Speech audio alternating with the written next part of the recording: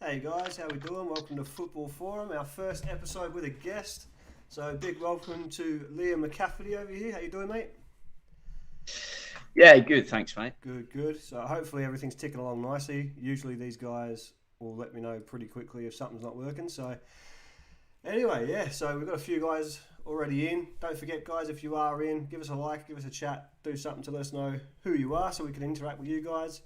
Quite a bit coming up on the show, so obviously we've got Liam on for a bit of an interview, and then we've got our Dream Team theme, so that should be good fun. Dream Team theme is the best 11 you can field from the last decade of the Premier League, and we've got Carabao Cup roundup, we've got Premier League preview, all that good stuff, and obviously chatting with you guys in the chat, so it should be a good show. Let's crack on. So obviously, Liam, do you want to start just by introducing a bit about yourself and your sort of path in football so far and all that sort of stuff? Yeah, sure. I mean, maybe for those even in Australia that know me, probably know some of it. But I mean, from a playing perspective, I mean, I'm the age of 35 now, but obviously started playing in the UK at the age of 5 years old. Just for a local sort of community style team. Played there for many years. A club called Whitley Football Club. It was probably one of my fondest times as a footballer, and something that I think as I got older I've taken for granted. The sort of winning sort of a lot of awards during my time. And sort of leaving my trophies and everything back in the UK, and eventually telling my mum to throw them in the bin because I didn't want them. And now having two sons of my own, I wish that I would have brought them over with me. But yeah, I all started at Whitley FC as a player. And probably around the age of sort of 15, 16, started to move into a couple of more serious clubs like Rugby Town and Kenilworth Town back in the UK. Did well there. I think probably like most sort of 16, 17-year-olds back in the UK, and Dean, you can maybe relate to this a little bit more, but I was hanging around with adults, and you sort of get dragged into trying to be like an adult. So drinking alcohol, didn't really live the life as much, and yeah, probably didn't achieve as much as what I could achieve. But sort of fast forward a little bit, ended up playing for some real great clubs, where I made a lot of my best mates in the UK called Folly Lane, and played at various clubs before then coming to Australia. When I got to Australia, I was just coming off the back of sort of a minor knee injury, and I decided at the time of having a young family just to sort of stick with just a local club. I didn't want to push it anymore. I'd just come over to a new country, wanted to sort of stay safe and not push it too hard, because I was the only person working at the time, and if I got injured, then it would have been very hard for us to survive. So I played for a local club in Pakenham, and definitely one of the best decisions I made, even though I probably could have played a bit higher. Met some fantastic people. Obviously, Dean, it was one of the first ones where I actually met yourself. And I've been involved with the club ever since. So, going from about 2015, 2014 maybe, up until 2021 as a player, but also as a coach. But in more recent times, obviously being involved in coaching, I'll move on to the coach, Liam the coach now rather than Liam the player. But even when I was playing, I've always been involved in coaching players as well, probably for just over 10 years now. I've always been involved in play. I've always had a passion for player development. I actually took the Whitley FC under 10s role back many moons ago in the UK. But everything sort of snowballed from there. And as you know, Dean, I've then held sort of junior coaching roles at Pakenham United. I work in NPL2 at the moment in Australia, which is a sort of third tier, sort of semi-professional athletes, training and obviously playing at the weekend. But then obviously with my sort of football experience and expertise, if you will, now, I've had the great opportunity to work for Melbourne City as a coach at their football school, delivering football to a mix of 5 to 14-year-olds that are, some are new to the game, some are elite level players. And just more recently, in the last month, I've been able to secure a role as the coordinator of that academy program. So what that means is that, yeah, thank you. My role is obviously to design and deliver through the coaches that work for me an elite level program, to be able to hone, sort of the 80% of the best talent in Victoria, and try and get them into that, 1%, which we know is sort of what where it's at in football. Unfortunately, not everyone can make it, and a real passionate thing about what I do and what I love what I do is being able to be involved in that process of serving players and trying to get the most out of them. Yeah, beautiful. So congratulations on that role. Obviously, in your own little journey, you've also started up, we should probably mention, the LM7 Academy, seeing as we've got it next to your name there. People will be wondering about that. So how did you come about starting that up? LM7 was really, I think, was probably born out of COVID more than anything. I wanted to use it for two things. First and foremost, I want to have a space that I can look back on with my sons when we're older and say, look, this is how much time we spent together sort of doing football. I think it's some of the best time that I spend, and that's with my sons on the football pitch, doing drills. And I've been lucky enough to have positive feedback about some of the things that I do, or the way that I do some of the things that I do in football. So I thought we'll try and put some content together, and as I said, specifically within the COVID sort of global pandemic, to maybe help some people who can't train, and maybe help some coaches too. But ultimately, I think it was more. It's not something I'm taking super seriously at the moment. It's more of a space to just put some little golden nuggets in there about some of the things that I work on and some of the things that I think can help others. In time, because with the season being cancelled, the academy part will come into it, where I'm actually looking for a little select group of players to enter a tournament, hopefully before the end of this year. For the players that I've met in my journey, do they want to come together and play in a select team under the LM7 banner, in a private tournament that a lot of NPL clubs are running and other organisations are running around the November time this year. So good times. So that's some of the stuff you've got coming up, potentially, assuming COVID lets us, obviously. And what about sort of the vision going forward? Is there a sort of bit of a vision behind where you plan on taking the academy in the long run? I'm not sure. Like I said, I don't want to define it either one way or the other at the moment. I think with the work that I'm doing at Melbourne City, it really takes precedence over LM7, which is more part-time for me at the moment. If anything was to ever happen with Melbourne City, and I was not able to secure another job in football, then it's something I would definitely consider going out on my own and looking at within the sort of network and reputation that I'll build, if I can lever off that with LM7. But time will tell. But ultimately, even if I stick it, around in jobs in football, which I hope that I do, in its smallest way, it will be a hub for people to go in, check out some fun things to do with their kids that are a little bit more structured and help them improve.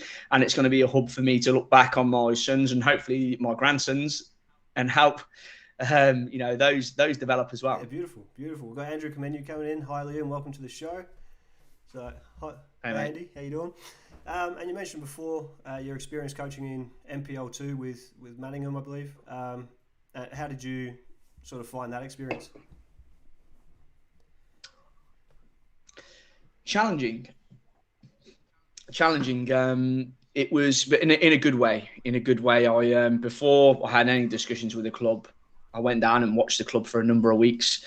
The lads said they thought I was a scout for another team, and there's just this creepy guy stood on the sideline sort of week after week, just watching, not interacting, just watching, getting a feel for the environment. And yeah, obviously understanding the level of the players. I mean, I've got a fantastic group there, very great bunch of lads, but also incredibly talented. And you sort of know that you really need to up your game as well. But it was Yeah, I mean, and what that sort of did is it sort of, I think it's made me raise my game also. I mean, you know, in football, Dean, as well. I mean, you have to be prepared, you have to be organised, and you find out really whether or not you can operate at that level. And I think ultimately, how I found the experience was a really positive one, because I got a great response from the players, a great response from the people there, great response from the head coach, George. And thankfully that they would like me to come back next year. Whilst I haven't decided what I'm going to do next year, it's nice to be wanted, nice to know you've done a good job. So that's awesome, mate. That's awesome. And yeah, I completely agree. From my time in the NPL, it's one of them environments. It's sort of I suppose it's the culture that it sort of breeds a sort of professional attitude, even through the juniors. You sort of go into that environment and everybody's operating at that level, when you either need to get at or above that level, or you drift off. So, yeah, it was a good environment from my experience as well, and obviously done a lot for my education as a coach. So it's good to hear that you enjoyed that, and they're keen to have you back. That's pretty cool. yeah. Yeah. So, all right. Well, let's move on to some. Oh, we've got a question. Sorry. Hey, Liam. Any chance you could link some of the young talents in Pakenham to Melbourne City? That's Andrew Kamenu. Sorry, what was the question again, Dean? Any chance you could link some of the young talents in Pakenham to Melbourne City? I would have guessed this question was coming. Yeah, I mean, at the moment, during COVID, we are running. We've just finished the third week tonight. I've been coaching Monday, Tuesday, Wednesday, Thursday. We're delivering an online program at the moment, which consists an online 4-week program, which is open not only to our sort of City Football School players, but it's also open to the general public as well. It's obviously it's a paid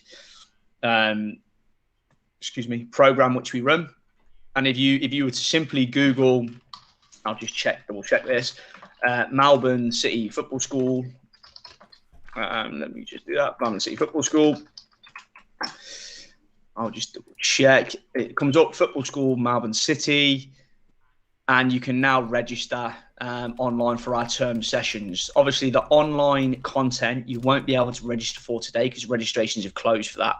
Now, because we're just about to head into the 4th week of that online program, being that obviously COVID is being extended, the restrictions aren't being eased because obviously COVID is still there, and we can't get back on pitch till probably late October. We're actually looking at probably running that one for again another 4 weeks, but that's unconfirmed at the moment. So absolutely, not just the talent in Pakenham, but the talent anywhere in Victoria. Once that's available, just be sure to follow Melbourne City Football Club on Facebook, and a link will come out in your social medias to say when registration's open for our next batch of online content. Beautiful. Outside of the online content, again, as long as you're following and liking Melbourne City Football Club's page on Facebook, you'll also get updates with when you can register on pitch with us. So again, we operate out of a number of sites. We operate out of Casey, we operate out of Brighton, and we operate out of Parade College in Bundoora, with a 4th venue probably to come in the near future.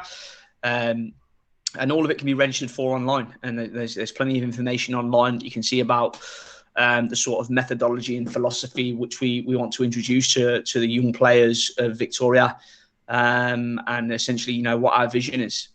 Beautiful. So what I've done for you, Andy, I've put that, and anybody else that's interested, I've put that Melbourne City Football School link up in the chat for you, so you can follow that link and get yourselves registered up and ready to go for that. So hopefully that's of help. Thanks for that, Liam. So cracking on with some fun stuff, Liam. Did you do a dream team? I had to think about it because it's a tough one, but I've got it. But I haven't written it down. Obviously, I've been pretty busy today, but I've got a good idea about. I'll probably, after I've said it, I'll probably want to change one or two. But I reckon I've got a solid 9 or 10, and I could work out the 11th player. I've got 11 at the moment. I'll run it off for you. Yeah, go for it. I've changed it Take your time. 5 times, mate. I've changed it about 5 times. So from obviously 2011 to 2021, so I've got Allison in goal. I'm going to go Ashley Cole at left back. I'm going to go Big John Terry and Virgil van Dijk at centre back. And Trent Alexander-Arnold at right back. N'Golo Kante holding mid. I find that hard to argue with. He's probably the one that I haven't changed. Lampard and De Bruyne attacking mid. Hazard on the left, Salah on the right, and Suarez up front. Okay. So I like it. So, yeah, I mean, just trying to think. I'll tell you mine, and then maybe we can have a bit of fun comparing some of the positions where they differ. But I looked at it two ways. So I've done these things in the past, and I looked at it by doing position. So the right back is the right back, the left back is the left back. But when we're talking dream team, I just wanted to go for the best. Let's talk about the best defensive players, or the best midfield players, and the best attackers. I went with a 4-3-3, same as you in my mind. But the formation, the position-wise, that's just I've got 3 midfielders, 3 attackers, and 4 defenders. In goal, it was a toss-up, but since you said Alisson, I'm actually going to go with Alisson. He was one of the ones where I was like, "Oh, can I have him? Is he too recent?" But yeah, so I'm going to go with Alisson. Alisson in goal, left back as well. And when you started reeling this off, I was like, "Is this going to be the same team as me?" Because I don't think you can get past Ashley Cole at all. Oh, I don't think there's in the world at that time. Yeah, and it was arguably a much more talent deep, sort of pool that he was playing in. Again, I can't get past John Terry and Van Dijk.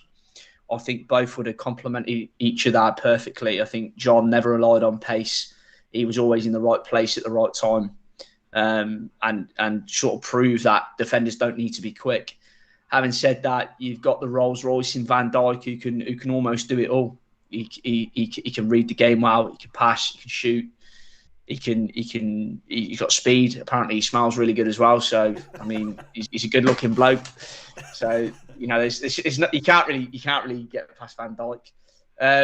And rather than right back, I'm going to say the last other defender that I had was Rio Ferdinand. Again, I just think he's just quite iconic within that sort of defensive space. And the reason why I've gone with and I've based it not around let's say trophy-winning players. I've based it around just who I think the individual best players are, because individual best players, don't win trophies. Teams do. Yeah. And then midfield-wise, so 100% Kante.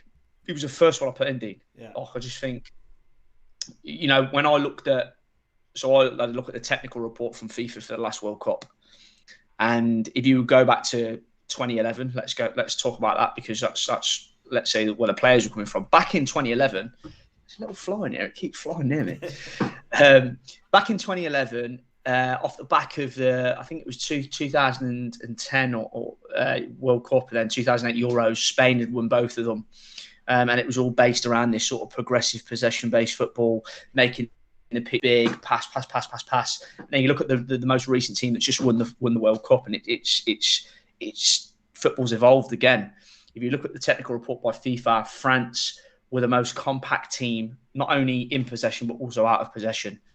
They look to hit teams on the break, and I think it's a real statement by Didier Deschamps at the time. What he's done is he's actually built his strategy and team around Kante. Yeah. Because if you make the spaces small, we know Kante he's just great at getting, picking pockets. Yeah. People winning the ball back. But if you make the pitch really big, he's got more ground to cover. Even though he's a quick player, one player can only do so much. The fact that they are just condensed as a unit everywhere really enhanced, Kante's ability to win the ball back. You then have Paul Pogba who can go and play it, and then players like Mbappe who can run in behind. Yeah. So I just thought it was, from a strategic perspective or a tactical perspective, fantastic by Deschamps. He's not my favourite manager, but when I looked at the technical report, I thought, wow, it would have been easy to go and with the talent at your disposal, go and try and play an expansive style. But no, hats off. But yeah, anyway, that's a long answer to saying Kante was the number one midfielder. The other two midfielders that I've had in there, and it's obviously a really space which is got a lot of depth in, but I can't get past Steven Gerrard and also Frank Lampard. I think two players who could honestly turn around and say, hand on heart, could change a game and drag their team from here to there single-handedly. I might add, single-handedly. Like, you know, my opinions on Steven Gerrard. Didn't win the trophies, but I've never seen a player carry a team as much as that guy. So I'd have those two in there. Is the most sort of iconic. I'd call it iconic 11. Yeah. Steven Gerrard, Frank Lampard, and then the attackers were quite. It was quite difficult. I couldn't remember when CR7 originally played in the UK. I think he left in 2000. I want to say like 2008. Yeah, but then I remembered that he's just come back, so I can pick him. Yeah, that's correct. So I just think with who he is and what he is, I can't leave him out. Yeah, he's going to have to go in, and so I'd have CR7. The other one, is I'd almost have, and this is where I started getting a little bit. Where am I at? Where am I at with these players? Because Salah's not my favourite player. But when you look at his stats, mental. They're off the chart, right? Yeah. But I just, I don't. For me, I hate he gives the ball away too much. But yeah, I think I'm gonna have to put him in there. I think I'm gonna have to put him in there because I just think that his stats are incredible. Yeah. And the other attacker I have in there is, in my opinion, and I'm not actually sure if even if he played in this time, you'll have to correct me and I can pick someone else, Dean, but I couldn't get past Thierry Henry. Ooh, I'll double check that. Yeah, let's have a look. Maybe just have a check because I think Henry, if you can.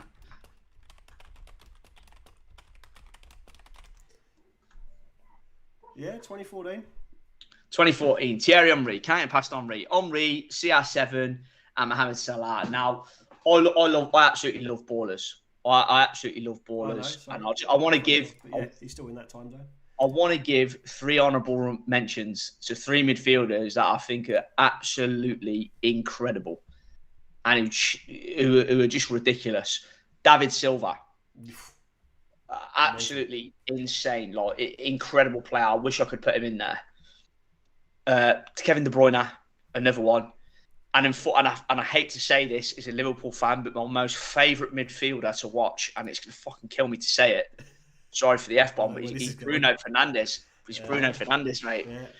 So that's where I'm at with it. That's where I'm at with it. So, yeah, Ali, Cole, Terry, VVD, Ferdinand, Kante, Gerrard, Lampard, CR7, Henry, Salah.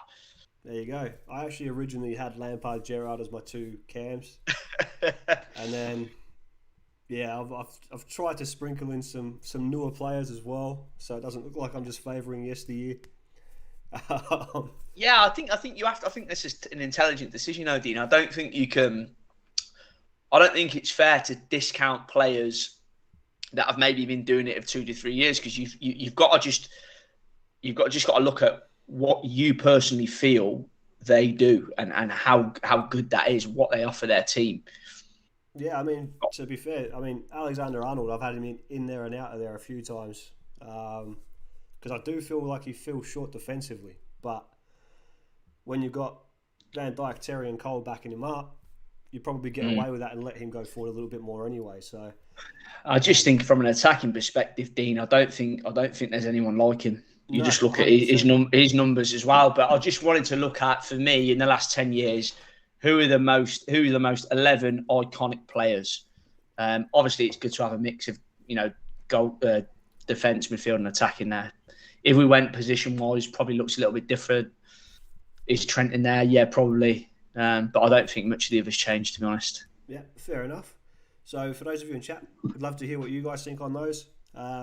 But yeah, these are good fun. So what's another good dream team theme, Liam? Yeah, I'll let you think about that one. Give us a dream team theme for next week. And I'll get my notes up. Give me 2 seconds. I'd love to see a couple of teams. I'd love to see a couple of dream teams in the chat. And maybe we can sort of go through it's your show, Dean. We could even, whilst everyone is kicking off their dream teams in the chat, maybe we can sort of pick out the differences between mine and yours and why you would or why you won't, or maybe you change your mind and maybe you would use one of mine. Yeah. And then we can do it with the other ones as well. I think dream teams are always a lot of fun. Yeah, I'm happy to do that. That sounds like good fun. You want to start us off? Go on. No, I think mine's the best. I'm just trying to remember yours again, mate. So you got Alisson in goal. I mean, for a lot of it, we can't really argue. So there's Alisson in goal. You got Trent, which we discussed. Yeah, so Trent at right back. Like I said, I do think defensively he falls short, but with the other three defenders you've got there, you can get away with that and have him pushing forward. What else did we have different? I had De Bruyne in there. Hazard on the left, and Suarez up top. Yeah. So if you looked at I mean, it's hard to argue, to be honest. It's mental. It's so hard to argue, but look, Suarez for me was a game changer. Obviously, coming into Liverpool, I just think that for me, with the stature of Cristiano Ronaldo, I don't think I can leave him out. And I just feel as though even now at the age of 36, like he's so intelligent. He's to change a game so like that. So from being a high flying winger, dribbler, to becoming continue whilst being a goal scoring machine, but to lose a dribbling and say, well, I'm not going to lose my goal scoring ability. I just think is an amazing feat in itself. Like it's amazing. Like it's just amazing at his age to be able to do it. And by the way, not only in Serie A, which obviously most people would agree that have the strongest defense in the defensive teams in the world, but then to come to the Premier League and to be honest, scoring every week. So yeah. In an arguably more physical league as well, so he's had to sort of change the way he approaches the game a little bit. I mean, it helps that he's got that prior experience in the Premier League and he sort of knows what he's stepping into. But again, you look at it, he's done it in the Premier League, he's done it in La Liga, he's done it in Serie A. And for me, that's where I have him just a peg above Messi, because he's shown he can do it anywhere he goes, and he's shown that he can adapt that position. Obviously, he's not quite got the legs to be on the wing anymore, so he's rotated into that 9 role. So a very good player. I'd argue then I'd maybe swap Salah out for CR7. I'd still have Suarez over Henry though, just because how old Henry was when he came back to Arsenal, and he didn't have that same impact in that time. In the time frame we're talking about, so from that 2011 to 2021 time frame, Henry wasn't the same Henry. So that's fair. I think given the fact then that within that time frame he wasn't Thierry Henry. I mean, I'd almost say. Yeah, I'd almost agree. Hazard is probably the most sort of iconic left winger that I can think of, just off the top of my head. Yeah. I mean, the main reason I've got him in there is just his ability. He can be up and down, but when he's on, he can pretty much win a game by himself.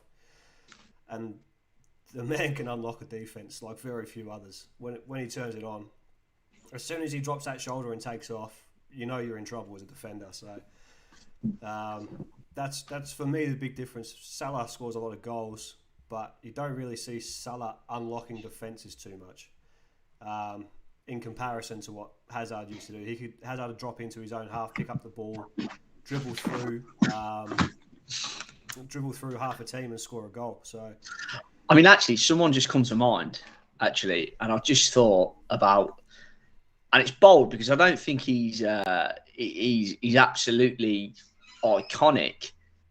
I think at a bigger club, he probably would be. You're probably talking to him about the same vein as Hazard, but a guy who I think's got an immense amount of talent, and I'd love him at any club I supported, or was a part of for that matter, is Heung-min Son. Whoa. 100%. I actually had him. So I had Lampard and Gerrard. I had Lampard and Heung-min Son. I had Gerrard and Heung-min Son. So I had him in that midfield as well. For a lot of the people that watch this show regularly, for someone I hate Tottenham, but I don't shut up about Heung-min Son. I know. He's a freak. Stefan Otto, he says, "Yo, agree with your teams, but my striker would be Drogba or Aguero. Aguero was in my team. Drogba I didn't for the same reason I didn't have Henry. In that time frame, that wasn't peak Drogba. But I mean, if you're talking about putting a team out for a final, Drogba's there every time, no doubt about it for me." Yeah, I'm actually gonna go with you. I'm actually gonna remove Hazard and I'm gonna put Aguero in. I'm not doing position. I'm going for the most iconic 11, and I think what that guy achieved. He's just at one point he's the best striker on the planet. Like out and out number 9. Like he's just insane. But to be honest, I did when I originally thought of this. I was just on pitch before I was coaching today. I love Didier Drogba. I think he's one of my favourite strikers, man. He's an absolute beast. But yeah, I'm going to go Aguero. Aguero, Salah, True story on Drogba, right? So the 2012 Champions League final, we're 1-0 down against Bayern Munich at Munich. Minutes to go. My brother's like, "Oh, we've lost." I'm like, no, it's all good. And he's like, "What are you talking about?" I'm like, "It's a final, man. Drogba has to score a goal." Corner comes in, Drogba, bang. And that was the sort of player he was. You just had that immense confidence he was going to get that goal you need. He was just a big game player. Right? Lived for it. That and Arsenal. Loved the goal against Arsenal as well. Yeah. To be fair, he loved the goal, and I always remember he loved the goal against Liverpool. To be fair, yeah. Like I remember a goal he scored it because Jamie Carragher was marking him, and you probably remember it was the one where he brought it down in his chest, swiveled, and just volleyed it straight in. Like it was just insane, man. Yeah, no, he's a. And Carragher would say the same as well. He's the hardest striker he's ever faced. Here's another one. That's a fact. Andrew Camini says, "I'd have Costa as my striker. I loved Costa. Second best thing to Drogba at Chelsea for me. Diego Costa, the sort of bloke you love to have on your team. You'd hate to be against him." Yeah, there's no denying Diego Costa. I mean, he and a lot of what you just said there, Dean. But he's one of those guys who he's just got that appetite to compete. Do you know what I mean? And like he won't be matched by anyone. And when you have that kind of mentality, it's very hard to get past. Very hard. Yeah, I loved him. I was very disappointed when we let him go, to be honest. And hopefully Lukaku fills those shoes. But since Costa's gone, we haven't had someone fill that role. So I mean, Lukaku's off to a decent enough start. I'm happy with him so far. But Costa was an absolute freak, and from the first game for us, you could see that he was out to win or die. That was his attitude. So, absolute legend. I think you could almost segue into a conversation there, Dean, about Lukaku. I mean, is that a polarising conversation to have? I mean, what do we think about Because I mean, he got a lot of stick when he's at United. I mean, there was always just clips of him. Taking a bad touch, can't hold up the ball. Every time it come into him, it'd bounce off him. But I think what a lot of people that watch your show, they'll be real football people, and they'll understand that it's easy to be an after-timer in football. It's easy to look at things after they've happened and gone, yeah, look, he did that bad and pick all of it out of it. But I think you can't argue that you don't get picked for a Premier League side at the age of 17 if you ain't got something. 100%. The smarter people than all of us on here that have identified him as a real talent, and it's no surprise to me that he's back in the best league in the world. No, and for me, I always said I was absolutely devastated when we sold him, even though he was only young. But I always said when he got to United, they weren't using him right. And I think the problem he had at United is because he is that big, strong striker, they wanted him to play hold-up football. And Lukaku historically wasn't that. He liked to run in behind or run at defenders. He didn't like the hold-up game. He said it himself. He wasn't a hold-up striker, but United were absolutely determined to use him that way. I mean, you look at him at Everton, he was devastating at Everton. Absolutely devastating. And that's because he could peel off and make his runs and get his goals and do his thing. Thankfully for us, he's gone to Serie A. He's worked on that hold-up game and his first touch and all that sort of stuff. And the improvement's there, clear to see. I mean, we try and play out of the back now. And if we get stuck, we just ping it at him, and he brings it down. Beautiful touch, plays players on. I mean, his first goal against Arsenal, he comes out, holds the ball up, passes it off, peels off, makes his run, gets an easy tap in. So it's a part of his game he's worked on, but it's not a part of his game he was good at when he was at United. And I would argue the problem there was they misused him rather than anything else. So you think it was with him at United, Dean, it was more of a case of sort of square peg, round hole? 100%. They wanted a hold-up striker. I can see why they went after him because he was scoring a lot of goals. He's big, he's strong. And 90% of people would look at that and go, oh, surely he can hold up the ball. But that's not what he was about. That's not what he was about at all. So, yeah, square peg, round hole is probably a good way to put it. I don't think it was a system that suited the way he played. And, I mean, to be fair, he still scored a lot of goals for United. People forget that. A lot of people give him a lot of crap, but he still scored a lot of goals for United. Yeah, I think he's just got every attribute to be able to affect the game. And I actually think the player that's come back, unfortunately, is actually an incredibly stronger player. I actually think he can now do the hold-up stuff, and he's added little bits of the disguise to what he's going to do, and little body feints and this and that. And I think it's done him the world of good. Yeah, and for me, the big difference I'm noticing is he's more than happy to get 4 or 5 touches a game, and that's all he needs. He pulls a goal out of that, but because the defence is so worried about him now, he's drawing the defenders into him. That's given the spaces wide and behind for our midfield to run in, which players like Mason Mount love that. Pulisic, when he's fit, they live for that stuff. Timo Werner's going to live for that. When we finally get them two linking up, I think it's going to be deadly. Hopefully we get Leipzig Werner or Germany Werner, because Chelsea Werner's a spaz. But I mean, even then, a lot of people give Werner a lot of crap. But you look at him; he's creating a lot of goals. He's creating a lot of goals because he gives defenses a lot of problems with his pace.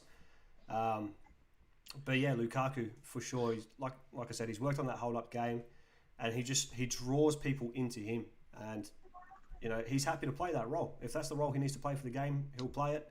He'll get one good chance, put it away, bang.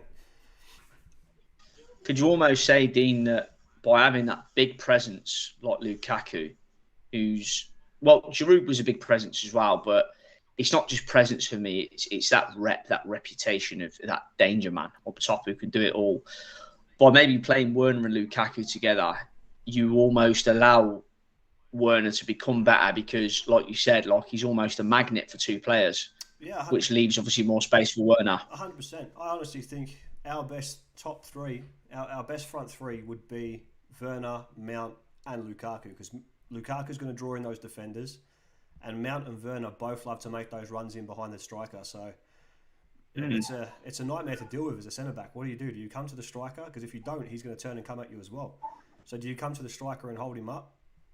If you do, then you've got Werner, Mount, and maybe Pulisic when he's about running in behind and running behind quickly. And because it's all happening at that speed, that's where mistakes happen in defence, as you know. So when everything's moving that quickly, it's a lot of information to process in a very, very short period of time. So I'm excited to see that. 100%. Yeah. So, but yeah, I think he's definitely come back a better player. I think, like I said, United misused him, and it's United's loss at the end of the day. So we'll see. I mean, in terms of the Premier League so far, I think United, I don't think they've been that impressive, to be honest. I know they're top three with us and equal on points and all that good stuff, but when you look at who they've played and who they've struggled against as well, they haven't played, I mean, you talk about Chelsea. Chelsea have played Liverpool away, they've played Arsenal away, and they've played Tottenham away. So, Chelsea have played 3 of the top 6 away already, and they're up there. Liverpool are looking very, very comfortable. United have struggled against teams you'd expect them to be smashing. So, it's going to be interesting to see how that plays out. But anyway, Carabao Cup. Did you get around to watching any of the Carabao Cup games, Liam? Yeah, obviously, I actually got up and watched a Liverpool game. I then proceeded. Thanks, Jude. I then proceeded to watch the end of the other games penalties. Oh. No, it's all right. No, that's right. I've quickly put myself on mute because I was asking my son to shut the door. So I seen the penalties. So the one standout from penalties wise was who was it? QPR Everton. Obviously, being a Liverpool fan, I wanted to see Everton lose, and what a penalty shootout it was. But yeah, no, I've seen the Liverpool Norwich game end to end, and just the penalties to Everton QPR. Beautiful. Yeah, I mean, again, I sort of predicted beforehand Liverpool would make light work of Norwich. Norwich have been off to a shocking start to the year. So, even with a rotated Liverpool squad, I expected them to go there and make it look pretty comfortable. And 3-0 says that it was pretty comfortable. City, again, against Wickham. Wickham will be happy they pulled a big team. And they'll get their little bit of money out of that, but that was never going to go well. Stoke actually beat Watford. I was a bit surprised with that. I thought Watford coming off a decent result would go and get a win against Stoke, but they've lost 3-1 at home. So that was an interesting one. That was a bit of a surprise result there. I wasn't so sure about Liverpool and Norwich, to be honest, and the reason being is that you look at the team that they've put out, and they had like a number of 16-year-olds in there. And I know it's the Cup and this, that, and the other, but 16 is very young. 16 is incredibly young to be, to be playing these youngsters. So Kai Gordon, a kid who we bought from Derby, I think it might have been last year or the year before, but he was very good. He was very good. The young fullback, and I can't remember his name, but right back, which is always an interesting place for us because we've got a pretty decent right back. But what's the next generation look like? And he did a good job as well. Give away a penalty, but I thought I had a really solid game. The goals were decent. Minamino hasn't set the world on fire, but movement-wise, I think his movement is quite elite. And I think there's a little bit more to come from him. He's still, for me, undecided about what I think of him. But I was really happy. I always, on these cup games, I'll always get up. I was actually up at 3 a.m. that morning. I couldn't stop thinking about football. I'm always keen to see what the youth looks like in real time, in real games. And I think anyone who's a true supporter of their club, it's always good to see what the next gen looks like, and essentially get excited. I always get excited seeing young players play. Yeah, I mean, I completely agree. I follow Chelsea's academy very closely. I mean, like Mason, I've been banging on about Mason Mount since the kid was 14, 15. Sensational player. Same as Ruben Loftus-Cheek and those sort of boys coming through. But yeah, so we've got a question here from Eddie McCullum Senior. How you doing, Eddie? Good to see you back in here. Stephen Burke's liked the stream as well. Thanks, mate. Thank you. Good to see you back. Eddie McCullum Senior says, "What's your thoughts on the 3 subs? Should it be 5 as Klopp says?" I'll let you take that one, Liam. I don't know. I think for me, rather than anyone else is saying 5 or 3, my personal opinion is, I want to see exciting football played at a high level all the time. If having a couple of more substitutions allows us to do that, I'm all for it. Also, if by having 5 substitutions, it maybe allows, because 5 substitutions, what you have to remember is that 5 substitutions isn't 5 substitutions, because one of those has got to be a sub goalkeeper. There's 4. So when you're having 3 substitutions, it's almost like having 2 substitutions. You've probably always got that in the back of your mind. You need to save that other one in case something happens to the keeper. It's such an important and overlooked position. So I think the longer we can make the game more competitive during the 90 minutes, I'm all for that. What's everyone else's thoughts on that? I mean, because at the end of the day, I think it's, as long as it's fair for everyone, I'm happy with it. What's the counter argument to having 3? And so I don't know. First, Stephen Burke says, "Hi, Dean and Liam." Hi, Stephen. Hey, Steve. Yeah, no. So for me, my big issue with more substitutions is it's going to be used to waste time, and that I'm not keen on. So if you're going to bring in 5 substitutions, I think you need to bring in a rule where you can only make 2 stoppages a half or something like that. Well, that's what we have. That's what we have, though, don't we? I mean, at the moment, you can have 5 substitutions, but you can only stop the game 3 times. Yeah, I'd even lessen it again. That's the rule. I'd even lessen it again to 2.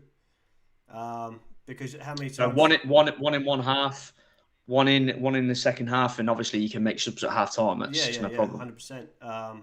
Unless it's an injury, like a legitimate injury, and the player needs to come off, then maybe you can make a counter argument for it. But even then, it gets into a bit of a grey area. But how many times do you see? No, I like that. I really like that, Dean. I think that's a. I never thought about that, and I'm glad you said it, because I almost think that one sub in the first half, one sub in the second half, an injury sub, and a concussion sub. Yeah, 100%. Because again, how many times do you see That's in the interesting. last 10 minutes of the game, teams 1-0 up, and they just drag it out with cramps and substitutions and. But isn't that the dark side of the game? Also, isn't it the dark side of the game? Also, it is. And as a coach, I've done it. I've done it 100%. Yeah.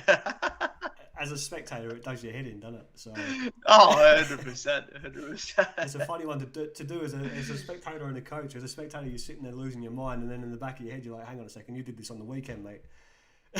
Yeah. But you hypocrite. Yeah. So I mean, if you're going to bring in more subs, all for it. I think the thing with the 5 sub thing was that it would be an extended bench as well, maybe up to 9 players on the bench. That's one of the things I heard. But yeah, I agree. I think to keep the energy of the game up, I've got no problem with putting more legs on the pitch. But so long as it's not disrupting the game, even more so, that'd be my point. I guess the disruption. Yeah, I think if you have more subs, then a direct symptom of that is the game stops for longer. I think if you were to do that in the most sensiblest way, refs have to do more. Like, I mean, we have said now that players can leave the pitch any side, so get off so the other one can come on. And as soon as you start booking players for time wasting for coming off, the quicker they're going to get off the pitch. And more so often than not, managers like to bring players off that are booked. So I think get off really quickly. You have to run. You can't walk. But I don't know. You're never gonna stop someone coming out with cramp. I mean, they can just say, "Look, I've got cramp. I can't help that." So I think you make a real strong point, on mate. that one. What I want to see come back on that is if you're injured, you need to be off the pitch as quickly as possible and do treatment off the pitch. This physio coming on with his bag and spending 10 minutes with a player down on the ground is bullshit. Get him off the pitch. Get him off the pitch and get the game going. And if you don't want to play with 10 men, make a change. Up to you. But this whole everyone's cramping and on the floor, I miss the old days where if you have to put them on a stretcher, put them on a stretcher, get them off to the side and give them treatment over there so the game can continue. I want to see that come back as well. Did you see the Brentford game? No, I did not. No. Right, the Brentford game. You want to watch out on this topic. This is a perfect point. Now, but Brentford, I'll tell you what. You want to look at Brentford v Wolves. Everyone should go and have a look at that for time wasting. Oh yeah, no, I did watch that. I'm not joking. Cramping every 2 minutes. The centre back was going down, and even I was getting annoyed with that because I was like, I understand what's going on here, but it's just a bit too far for me. Yeah, we'll catch up with chat. So Stephen Birch, 5 subs, okay for injury protection, but managers will use it to disrupt the game, which is what we were just talking about there. Andy McCullum Senior, Man United last game had 52 minutes lost time. So wouldn't make an issue. That's mental. That is mental. That's insane. Stephen Birch, hi Ed. Same issue with the Wolves versus Brentford game.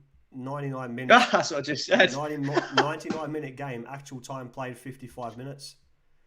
So you're playing a little over a half. Stephen Birch. Yeah, I mean Stephen Birch will be, because obviously Stevie's he's a Wolves fan. He would know exactly what I'm talking about when I'm on about that game. He would have been fuming like as a supporter, and absolutely sure, because I was just like, come on, this is really beyond a joke now. But yeah, Jesus. Yeah, so he said there was a sniper in the crowd. That's Stephen Birch. Yeah, and that's my big issue with the modern game. Like, I don't know when that rule for injured players getting off the pitch, I don't know when that changed, and I don't know why it changed, but it needs to come back, in my opinion. But there you go. That's my feed. Where are we up to? Speaking of penalties, this was a decent one. Fulham Leeds. Stephen Birch says his TV's just recovered. So Fulham Leeds, 0-0 draw, plays out to a 6-5 win on penalties for Leeds. I know all about this because Brett Longley is a Leeds fan, and he was there pulling his hair out. So Leeds are another one. They're not living up to last year's expectations. Yeah, I mean, I like the way they play, actually. I do like the way they play. I like that they're aggressive and run teams off the park and all that good stuff. But it's almost like defence just doesn't exist for them. Yeah, I really liked Leeds last year. I thought they were a breath of fresh air in the league, and as much as you hear great things about Bielsa, I mean, like, to be honest, you judge by your results, and I'd be lying if I said I weren't concerned with what I'm seeing from them at the moment. 100%, 100%.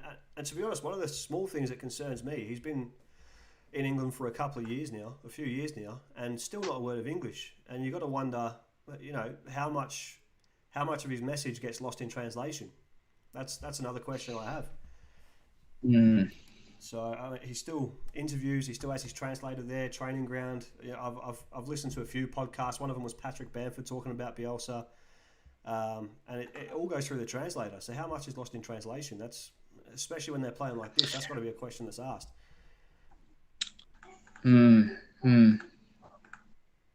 Stephen Birch, Wolves missed 3 pens this morning. 1 saved, 1 over the bar, 1 hit the bar. Poor technique. There must be these guys that they hit the bar and they say, "Oh, what a great effort!" It's off target. Yeah, that's it. The target's the net. If it's pushed into the bar from the keeper, different story. Yeah, but that's different. Yeah. Another one that surprised me: Sunderland come out and beat Wigan. I know Sunderland have been off to a decent start this year, but I don't know. I suppose I'm just used to them tumbling away over the last few years. So they went to Wigan away. They get a 2-0 win there. Burnley 4-1 over Rochdale. Pretty stock standard result, you'd imagine, for that. Obviously, we spoke about the Liverpool-Norwich game. Hopefully, Chelsea recall Billy Gilmore from loan, because he's just wasting his time there at the moment. He was quality against Liverpool, mate. To be honest with you, I love a technician, right? He was my favourite player on the pitch. He's sensational. I mean, if you look at his first 2 Premier League games, or first 2 senior games for Chelsea, first one was against Liverpool. He comes off man of the match. Second one was against Everton, comes off man of the match. So 2, big Premier League teams for his introduction into senior football, kills it. And I've watched Norwich play a few times because obviously like I said, I keep tab on our young guys, and you can see he's getting frustrated because he wants to make things happen, but it's not happening around him. And he's still too young to expect him to be the one changing the game all the time. But it just looks like all the pressure's on him down there at the moment. But I'd like to give an honourable mention in the Carabao Cup to my, well, it's not really an honourable mention, just a mention, but my hometown of Coventry. Now, whilst they crashed out to League Two Northampton, Coventry, who, look, when I was growing up in Coventry, they were always a Premier League team. They had the ground taken away from them probably 10 years ago, and it's their first year back at the ground this year. And they've gone from League Two, League One, now back into the Championship, are currently sat joint second. I actually think that going out of the Carabao Cup is going to be a good thing for them because they can focus on the league and get back to the top tier. Yeah, I mean, similar sort of arguments for teams like Arsenal. I know it sounds ridiculous, but they're off to a very tough start. They've got some work to do. You'd think cups like Carabao Cup and FA Cup would be way down on their list of priorities at the moment.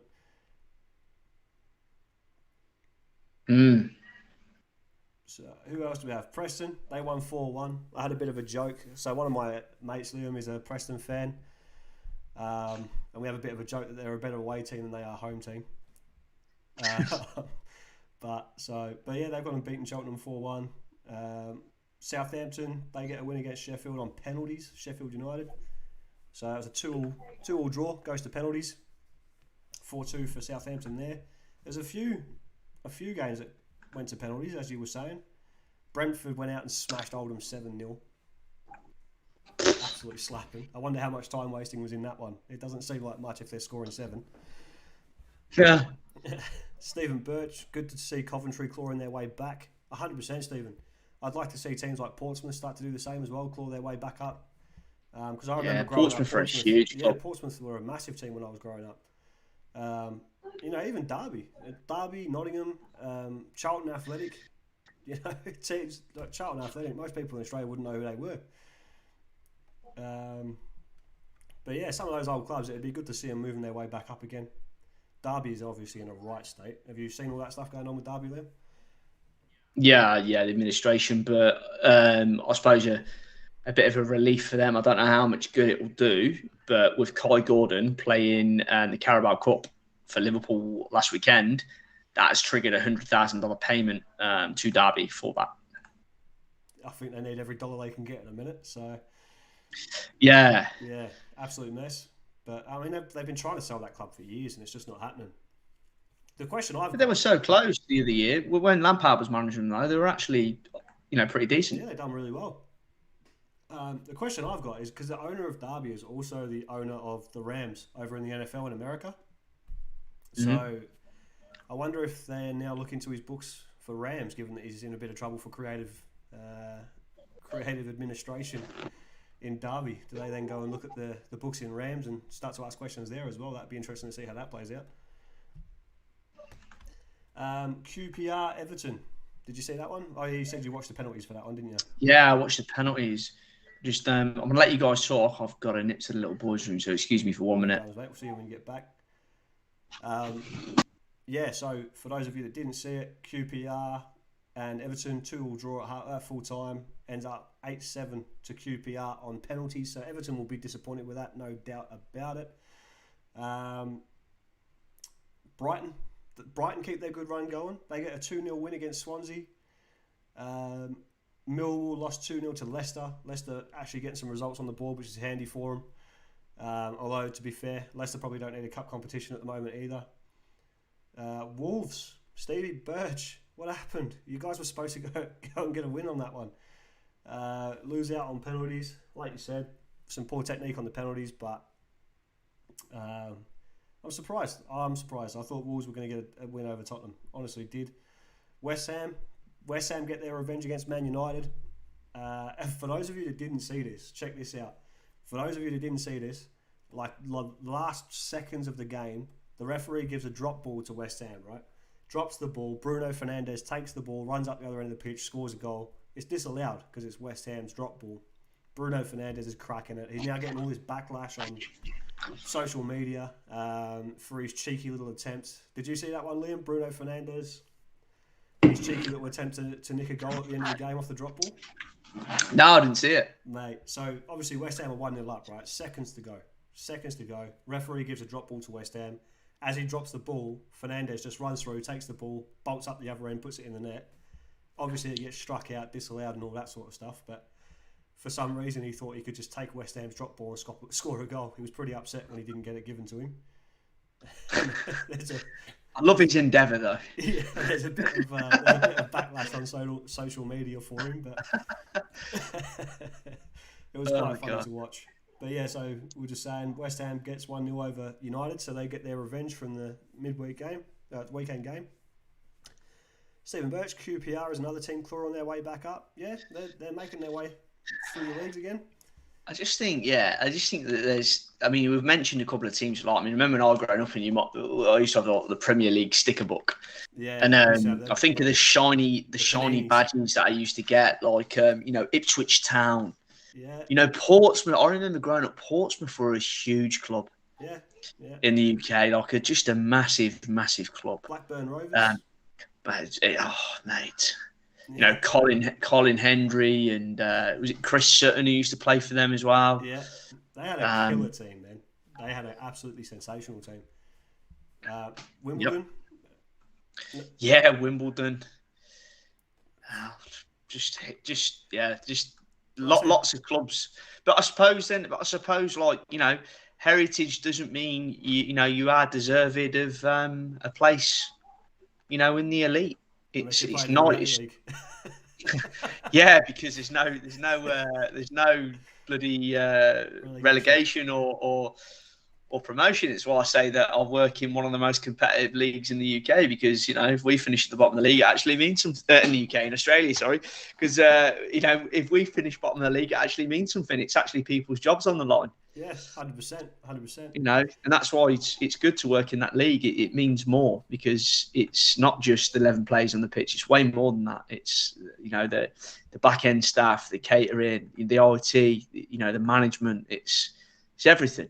Yeah, and I mean, in my own experience in the NPL, that passion for me showed forward in the support and all that sort of stuff. Even with the junior games, the support was crazy.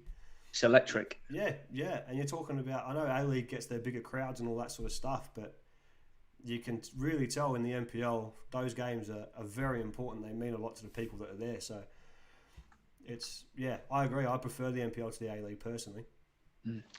Yeah, sorry, just segue a second there. But, did you want to say anything else around the that game you were talking about, the United game? I'm always happy to listen about crap about Man United. Yeah, no, just Austin that Fernandez tried that cheeky old trick.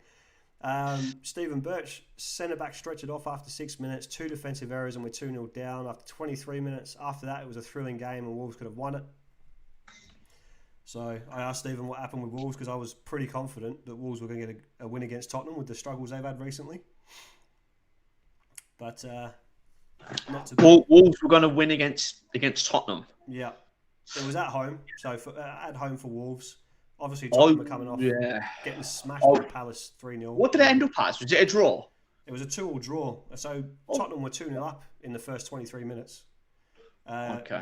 Wolves pegged them back 2 goals. And then it goes to penalties, and Tottenham beat them 3-2 on penalties, as Steve said.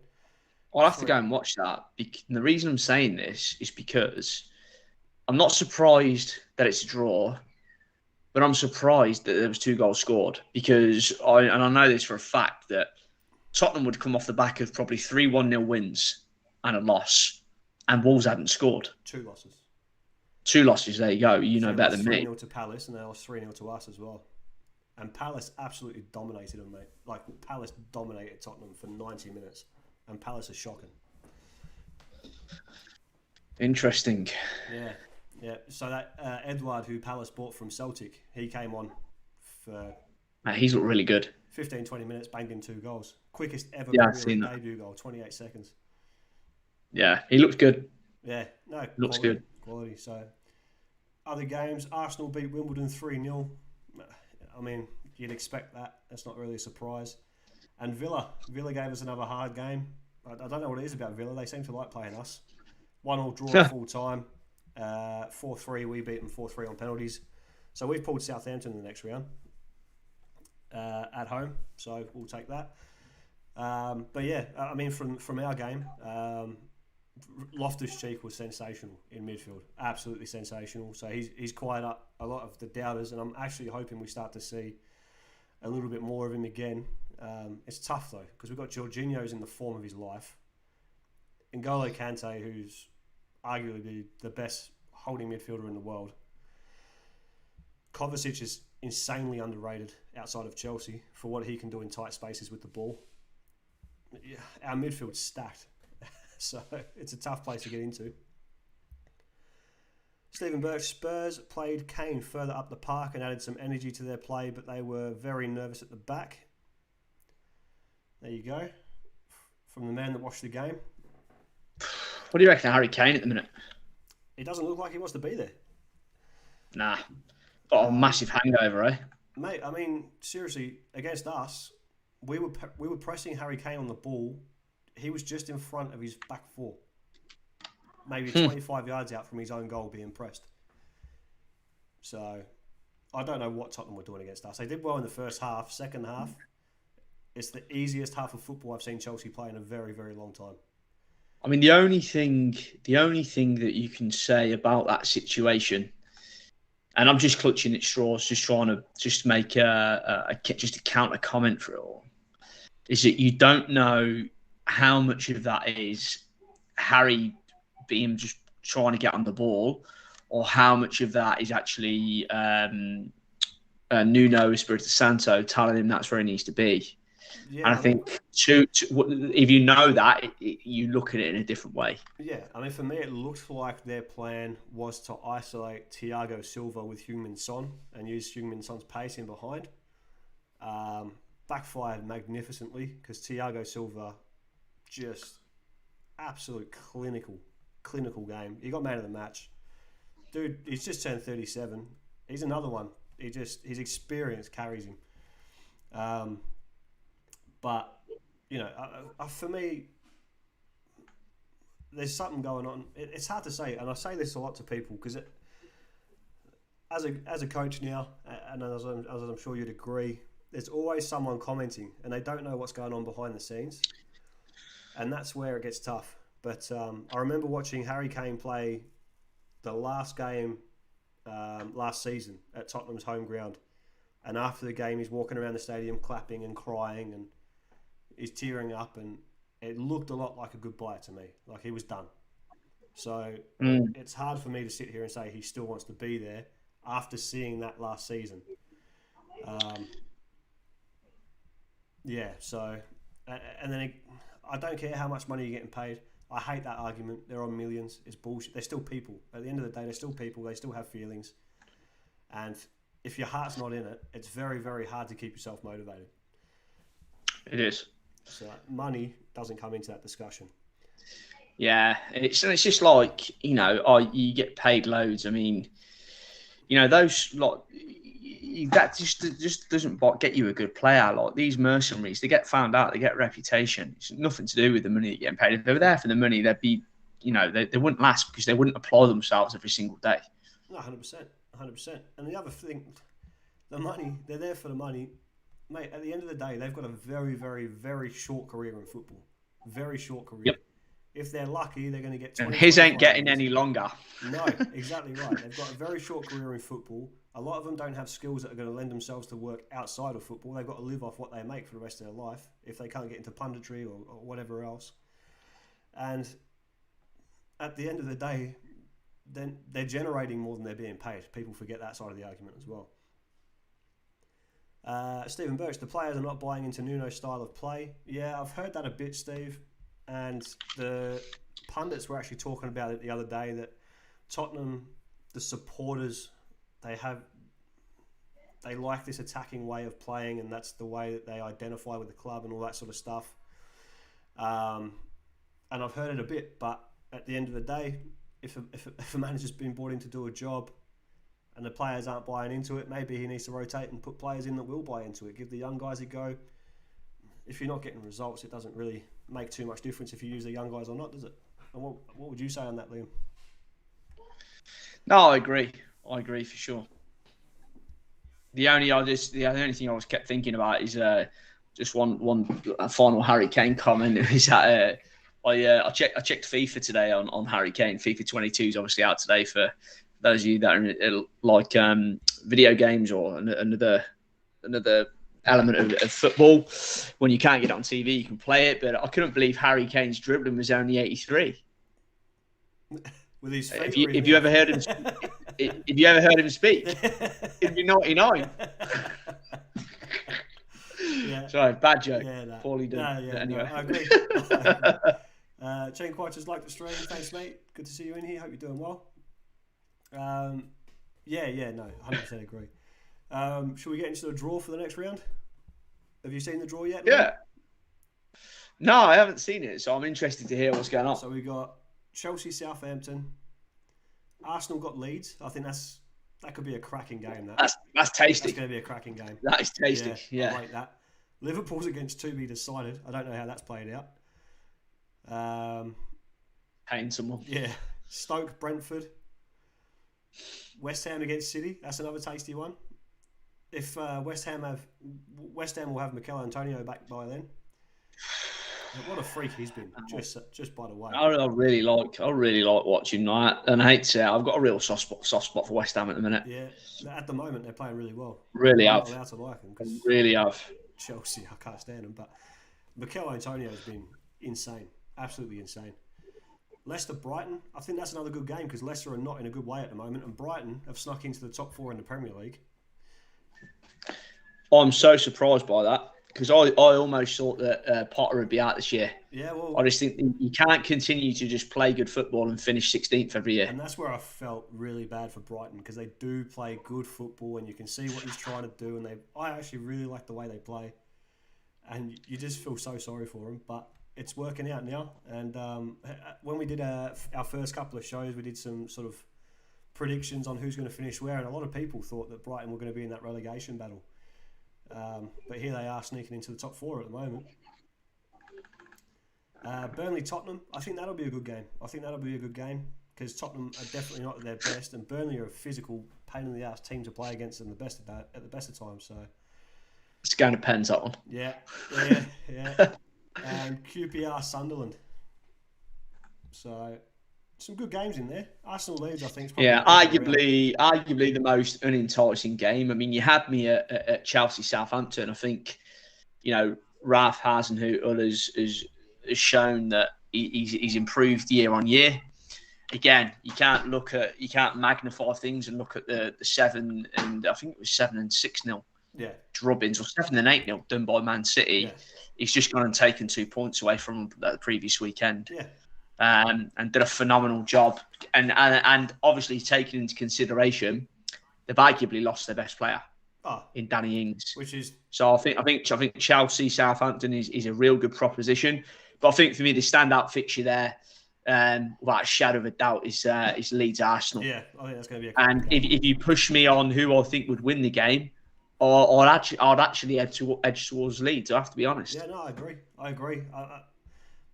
I think Leeds' biggest problem is that they leak goals. That's their biggest downside. But Arsenal aren't exactly scoring for fun at the moment, so it looks like a cracking game. I'd say that's probably my pick of the round for sure. Yeah, for sure. I'll definitely be keen on watching that one. Anyone know what time that one's on at? I do. Is it? What time is it? October, 5:45 a.m. Decent time. Oh yeah, decent time. Be all over that. And I think the West Ham City game could be a cracker as well. With Antonio coming back, City are definitely having their struggles without having a number 9, an out and out number 9. What do you reckon? I've said in my streams before, I reckon they've made a mistake not hanging on to Aguero for another year, just as an option. Again, I don't know. He didn't play much towards the end. He didn't play much towards the end, and you have to think, why is that? I know what he's saying, because I really like him. I really think that I really like Aguero. I think the big thing for me with Aguero, talking about iconic, how often he was injured and he still ends up winning. Like, he's injured for quarter of a season, half a season, still comes out and wins the Golden Boot for the year. You know what I mean? Yeah, that's true. It's true. Yeah, I don't know. I don't know. I think that I can't really say much about. I can't really talk too much about City as a part of the City football group. So fair enough too. Yeah. Fair enough. Well, on that, Premier League coming up this weekend. Arguably the biggest match, Chelsea City at Stamford Bridge. What time? That's 9:30 kickoff on Saturday. 9:30 Saturday. Yes. Yeah. So one of my mates was like, "Oh, you're a Doggies fan. So what happens if the two overlap?" I'm like, "Chelsea's playing, mate. That's all that matters." So Chelsea City, United Villa, and given the form Villa's been in, I mean it's at Old Trafford, but I don't see that being an easy game for United. No, I could almost, and I hate to say it, being from Coventry, I could almost fancy Villa in that one. In fact, being from Coventry, but being a Liverpool fan, I would almost want Villa to win. I think it's there's some very conflicting interests there, mate. Villa have been very hard to play against. They've been doing very well, especially considering no Jack Grealish. Everyone thought they were going to struggle, and they're a very, very hard outfit to play at the moment. Yeah, for sure. Everton, Norwich, sure. I can't see things getting any better for Norwich there. Leeds, West Ham, that's got the potential to be a cracker. I mean, you'd imagine it's at Leeds, but you'd imagine West Ham would come out and win that game given the form they've been in. Although they have had a bit of a drop recently as well, so that'll be an interesting one. Leicester, Burnley, that's another good one because again, Leicester not in good form at the moment. I reckon. What do you? They're a funny one, mate. they're a very funny one. And I like Brendan Rodgers. I'm very fond of his journey and where he's come from as a coach. Even being, Leicester almost, again, they're another Midlands team. So being from Coventry, probably not always going to look at them in a great light. But I have to say, I've always liked watching Leicester. I've always liked looking at what they're trying to do. Yeah, interesting one. I think the thing for Leicester is they need a long-term replacement for Vardy. That's where they seem to be struggling now. Vardy's obviously a bit older and a bit slower and still dangerous on his day. Don't get me wrong, still very dangerous. Iheanacho finished the year fairly strong. Yeah. He hasn't got off to Is he the heir to the throne? I don't know. I always think it's probably a reason why City let him go. But go on, mate. Stephen Birch says, Liam, Villa, wash your mouth out with soap. There you go. Very good, mate. Very good. Watford, Newcastle. I think for where two teams are at, that could be a cracker. Alan St. Maxim for a hat-trick, maybe. He's great value, that guy. If he had an end product, it'd be sensational. I'd watch him any day. Yeah. He's just entertaining. He's like a kid in the football in the playground, mate. He's a good laugh. As you know, Brentford, Liverpool. Brentford are on a... Can we talk about Brentford's start to their Premier League? They've been sensational to watch, I have to say. Holy crap. Unreal. I know Stephen won't be wanting to hear this, but I mean, the first game they come in, beat Arsenal 2-0. I bet they wouldn't have expected that in their wildest dreams. Hang on, not just me. They played them off the park, mate. I watched the game and I have to be honest, didn't really know what to expect from Brentford. What I can say now is I think Tony, the kid they got up front, the big guy. Ivan Toney, absolute machine. Ivan Toney, oh my God. I actually think he's got the potential to push on to bigger and better things. I really do. And they've got the other guy up front who's a bit Aguero-esque. Yeah. Not at that level yet. What's his name? Brentford striker. What is his name? I want to say it begins with an O. Mbeumo. That's it. Brian Mbeumo. I think those two, and they play a funny formation, but I think those two, for me, look quite dangerous. And Ivan Toney, wow. Yeah. I'm so impressed with him. I mean, the thing with Mbeumo is historically he's actually a midfielder as well. So I think he's got all the attributes to really kick on. I do. I was really, really impressed with him. Yeah, 100%. Stephen Birch, Tony is a quality player, works hard, good first touch, and brings players into the game. 100%. He's what you want from How's his final pass? Yeah. For a striker, strikers, like Harry Kane aside, notoriously synonymous with not being able to pass the ball. Especially a bigger man. Especially the bigger striker. He's a huge unit, mate. Yeah, so he's huge. To have the feet he's got, unreal. I like what I see with him. I really, really like what I see. 100%. But they've been the fairy tale story of the Premier League so far for me. I've been absolutely blown away by them. Steve, while you're in here, give us your prediction on your game, mate. Southampton Wolves away to Southampton. Should be a decent game. Can I ask Steve a question as well after that? What's happened to my favourite Wolves player, Mr. Pedro Neto? Where is he? There you go, Steve. 2 questions, mate. Get to work. And the other cracking game, historically, is your Arsenal-Tottenham, the North London derby. The 2 least important teams in London at the moment. Stephen Birch says he's hoping for a win. Where's Neto at, Steve?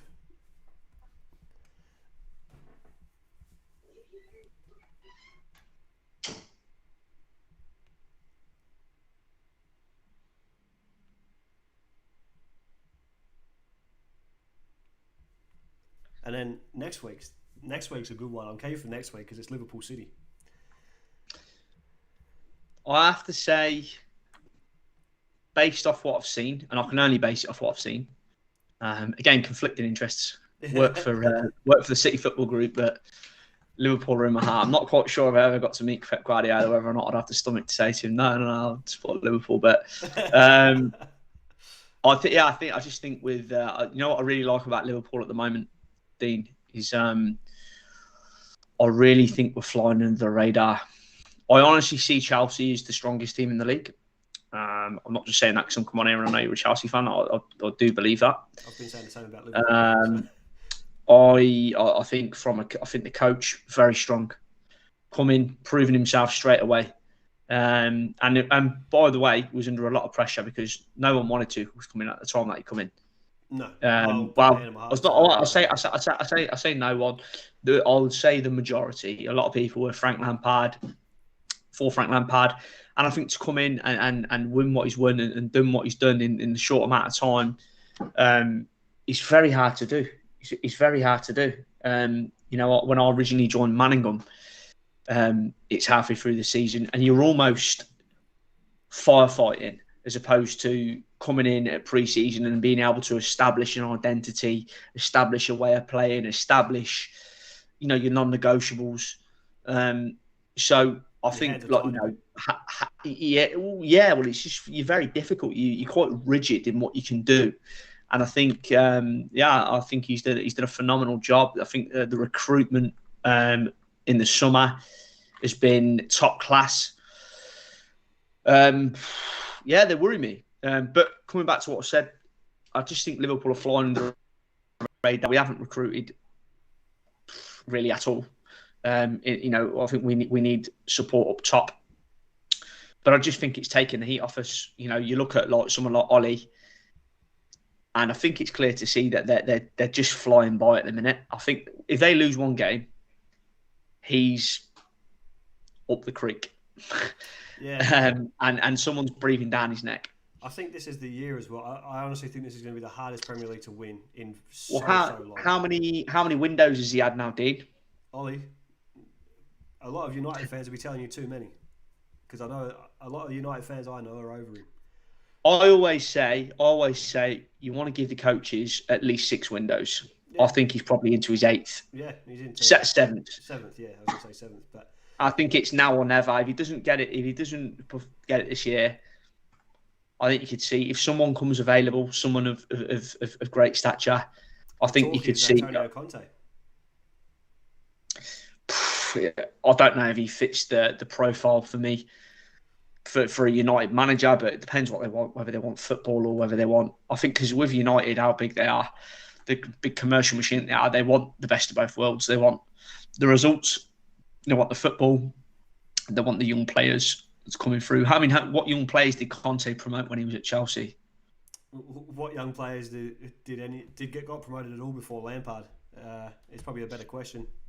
Prior to Lampard, because that's always the philosophy. It was always the philosophy at Chelsea. That's why the lads like Ruben had to leave.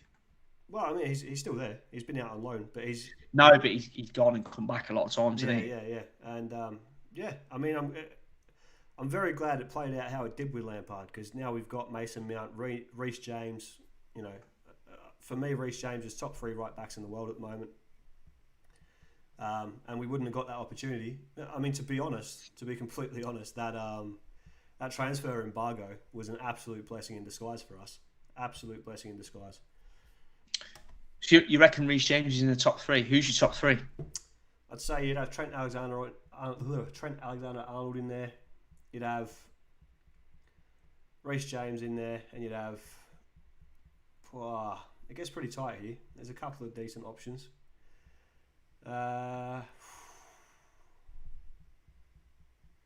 Hakimi, I reckon. Yeah. Hakimi's got to be right up there. He's definitely in there with a shout. But I'd say he's top 3. I see a lot of similarities between him and Trent Alexander-Arnold especially in the way they when they move forward, their delivery into the box is insane. Both of them. You know, I watch both of them cross a ball into a box, and I want to jump through the screen and header it myself. Yeah, no, I've got a lot of time for Trent's delivery. I mean, he's a player who sort of based his game around sort of being half decent with both feet, being always up, being the set piece taker. And I've always got and I speak about my sons this the other day actually, is that they said, you know, how many goals did you score in your career, Dad? And I was like, no idea, son. How many, you know, did you score a lot? I said, yeah, for sure. I said, but you know what? I used to get a lot more joy out of setting players up. Yeah. I know they say it's the hardest thing to do is to put the ball in the back of the net, but I just used to love setting players up, and I was lucky enough to play with some phenomenal players that made my passes look good, they might say. Stephen Birch, Neto is still injured. Back at training with the first team in November. There you go. So yeah, I think he's. I can tell you, Steve, that Pedro Neto was actually one of the players which I would love for Liverpool to get. I think he could quite easily be the heir to the Mane throne. I love how direct he is. Great dribbler. Decent end product. Not great, but he's a young kid. There's plenty to work on. But I really like the work he gets through on the pitch. He's fearless. Fred Campos has liked the stream. Hey, Fred, how you doing, mate? Hope you're doing well. Stephen Birch, Liverpool are going along nicely. Van Dijk is virtually a new recruit this season. Plenty of variety in attack. 100%, Stephen. Eddie McCullum Senior, James Tavernier for Rangers is probably the best right back in the UK. He is quality, Eddie. He's good. He's very good. He's very good. The problem you've got with Rangers is not you've got because you're Celtic, but the problem you've got with Rangers is when you've got a player of that quality, inevitably he's not sticking around. I don't think it will be too long before we see him off to a better team. But and to be fair, with how much Eddie hates Rangers, for him to prop up their right back shows you how good he's doing. Yeah, I was thinking that, to be fair. but it's good. It's good when people can put their stuff aside and they can go, you know what, I'll recognise, that's talent there. Like so that's good to Ed to pop up and say that. Like, yeah, I mean, I've said it about Heung-min Son. I can't stand Tottenham, but Heung-min Son, if he was English, French, Brazilian, he's magic, mate, isn't he? He's magic. People would be going off about him. He's magic. He flies under the radar somehow. I don't know what he's doing at Tottenham, to be honest, but I can't believe it, mate. Yeah, but anyway, Stephen Birch agrees with all your comments on Neto. He's a sensational player as well. I mean, Wolves are another team. They've had some really, really quality players over the years. Actually, on that subject, there'd be a bit of a segue there. How's this? Southampton, if they could keep a hold of players, would be unreal, man. Their team would be crazy. What would it be then? I'll try and rattle off some players I can remember coming from Southampton. But chat, feel free to jump in and give me some. But hang on, I think I've got it in my notes from a previous show. Let me have a look. Southampton players that Southampton have sold. I mean, at one point, 3/4 of Liverpool was ex-Southampton players. Lallana, Klein. Anthony Morton's in the chat. How you doing, Tony? Hey, Anto. He says he still had a better set piece foot than you, McCaff, and I was a goalkeeper only because I couldn't run. He reckons he's got a better set piece than you. Tell him to keep on dreaming, mate. He can and also tell him that I'll tell the jokes on this show. Good to hear from you, Anthony. Anthony, I've always said, mate, that I thought you've got a phenomenal free kick at the goal. I just feel like my deliveries from anywhere probably just pip you. But no doubt in Anthony. I've always said you're an absolute class act at dead balls, mate. So I won't deny you that there, and I wouldn't even try to. It's pretty much calling you a one-trick pony, Tony. Fred Campos. Tony is the best penalty keeper. He is actually really good at stopping penalties, Tony.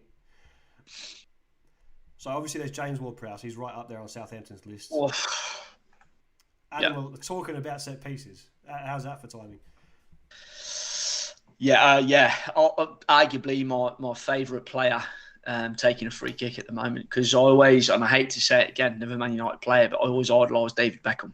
Oh. I used to want to be David Beckham when I was younger. Like when after the sort of Owen and the Fowler era, and then we had sort of Beckham and then obviously Gerrard. But Beckham for me was just special. That goal special player. Oof. Special player. 100%. So there you go. Adam Lallana, Theo Walcott. I mean, obviously he's fallen by the wayside now, but he was a decent player. And never rated him. I've never rated him, I have to say. I feel his pace carried him a little bit further than what he probably should have gone. But I mean, hang on. This is going way back now. Letitia. That's too far. Legod. But so Wayne Bridge, he was ex-Southampton. Let's get some more recent ones. There you go. Shearer was ex-Southampton.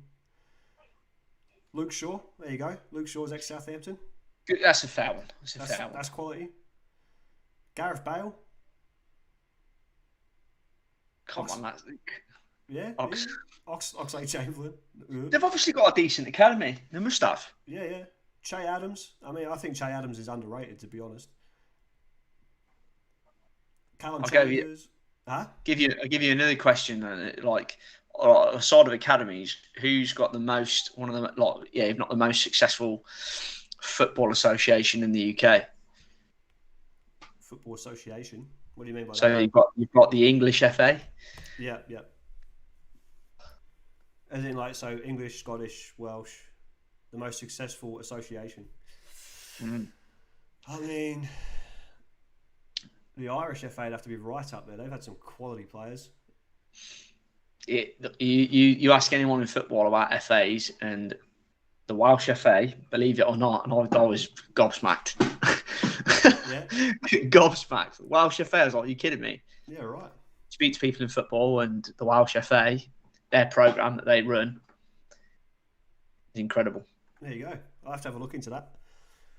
There you go. I would have said the Irish would be up there as well, but yeah, there you go. The Welsh FA. There you go. I'm trying to remember. I'm just going off some old notes I've got here for Southampton. But some of the Southampton players were just crazy, absolutely crazy. But anyway, where are we at? That's an hour and a half of chatting football. So I need to go and have some dinner. I'm ready to start wrapping up. How you going, Liam? Yeah, I told the missus I'd only be on for an hour, but right. It's what it's like in football. When you've got people passionate about football, I think it can happen quite easily. 100%. Have you got a dream team theme for us to crack on with next week? Not off the top of the head, mate. Not off the top of the head. I'll leave that with you. Shoot it to me in a message. No worries. But first guest on Football Forum, so thanks for coming on, mate. Been a pleasure. So for those of you that are keen to check out LM7 Academy and the stuff that Liam's doing there, it's got a good variety of stuff from sort of beginners all the way through to a sort of higher level, sort of more elite level that you can jump in and have a look at. Good quality production as well. Sounds beautiful, which is good because I've seen a lot of sort of home coaches with some poor sound quality and it does your head in.